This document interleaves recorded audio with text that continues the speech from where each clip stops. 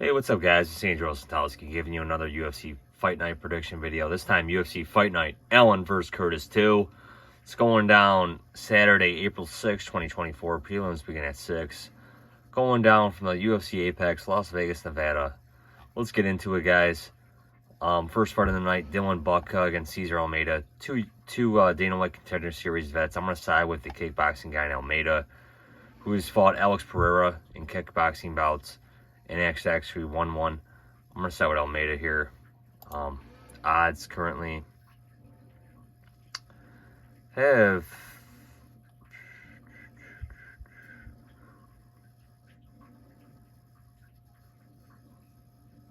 Almeida as a -170 favorite, but like I said, I will be picking Almeida to win.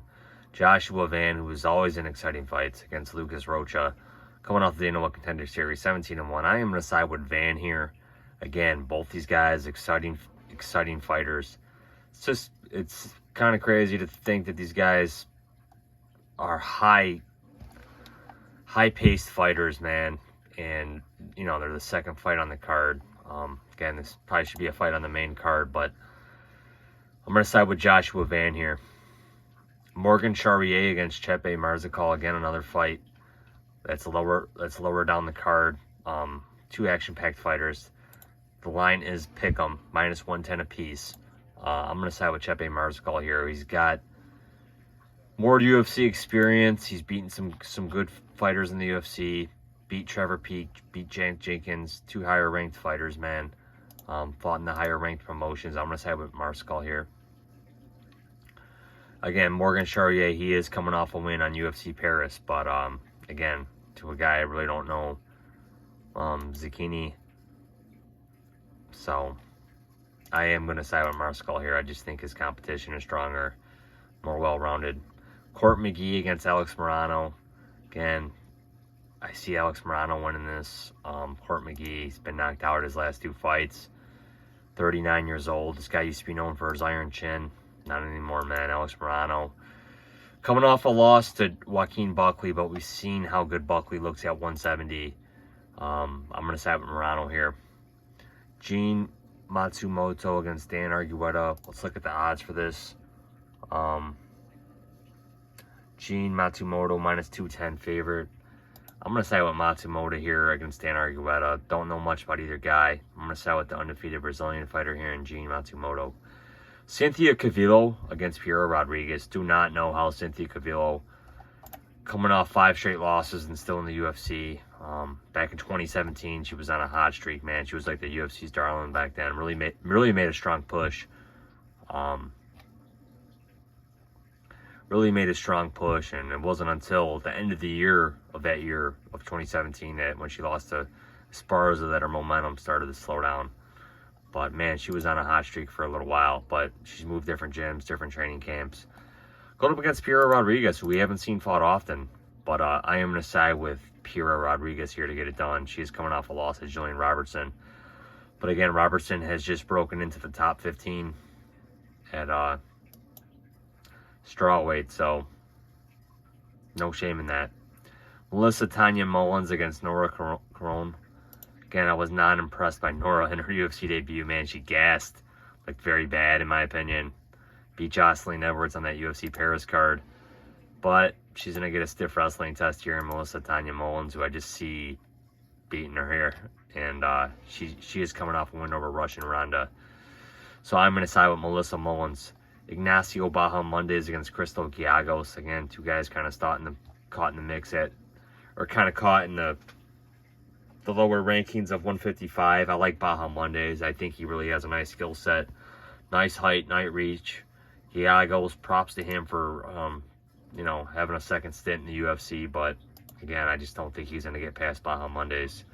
Lucas Pereski against Walter Walker. Again, Walker was supposed to make his UFC debut a little while ago. I believe there was an injury or something. They were going to give him Jake Collier. I'm going to side with Walker here, man. I mean, the guy has shown that he can go into the later rounds as a heavyweight. Again, I think he is Johnny Walker's brother. Lucas Pereski, he hasn't had the easiest road in the UFC. He lost to Waldo Cortez Acosta, great striker.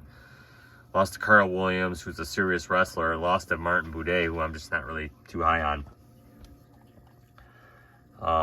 So he does not have a win in the UFC.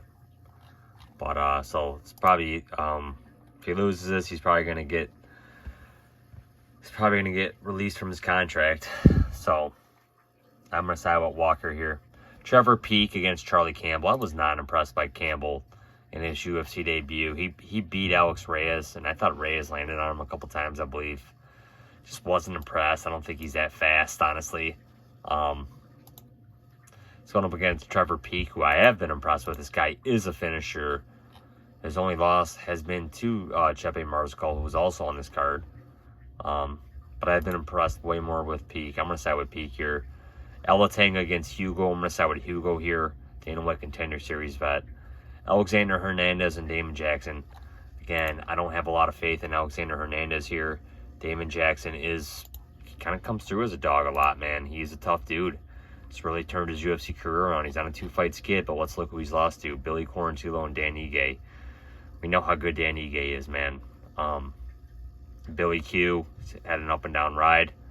Still think of him as a good fighter, but look at his wins, man. You know, this guy, I believe this was Mirsad Bektik's last fight in the UFC, man, and Bektik was dominating him, man. Damon Jackson caught him in a guillotine. I'll never forget that. So, Damon Jackson, again, another guy, second stint in the UFC, props to him. Again, Hernandez is good at winning the first round, but how's he gonna look in the later rounds? Jackson's gonna keep pouring it on him, keep going for grappling attacks. Hernandez, I'd like to see the guy make a run at 45. I feel like he's more intimidating at 55, man. I mean, it's impossible to forget.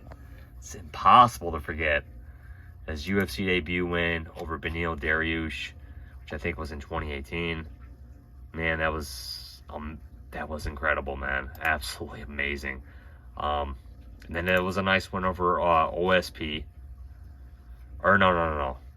Nice win over OAM, Olivier Aubin Mercier, in his second UFC fight, which I thought it was a good fight. It was on UFC Fox. I thought it was a good fight, man.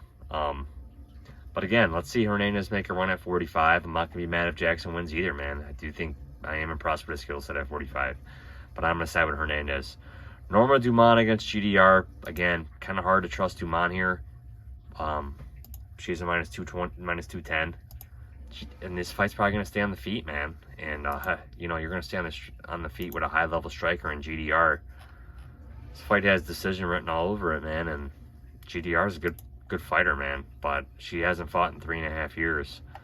So I am going to side with Dumont here, but again, and I do like Dumont, man. Like I said, she headlined that main event against Aspen Ladd at, I believe, 145, and picked up a very easy win over Ladd in a lackluster main event, but still, nonetheless, it was a win for her. And Ladd was shortly removed later from the organization and now fights in the PFL. So I am going to side with Dumont. Again, it won't surprise me if GDR pulls this off. Brendan Allen against Chris Curtis to rematch. Chris Curtis beat Brendan Allen, I want to say a couple years ago. 2021. Punches and knees. I'm going to side with Chris Curtis again, man.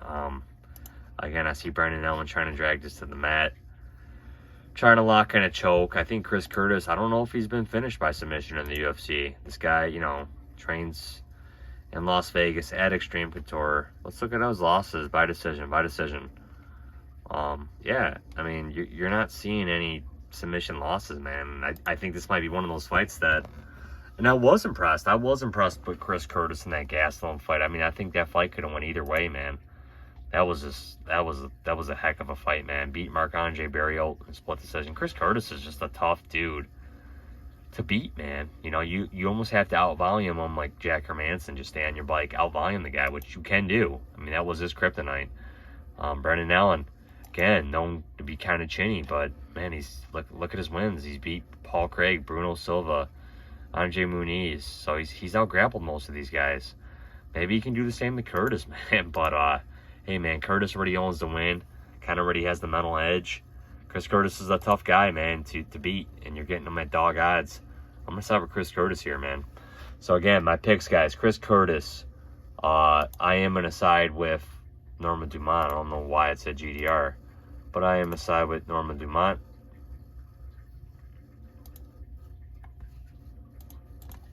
Get back to that page, guys.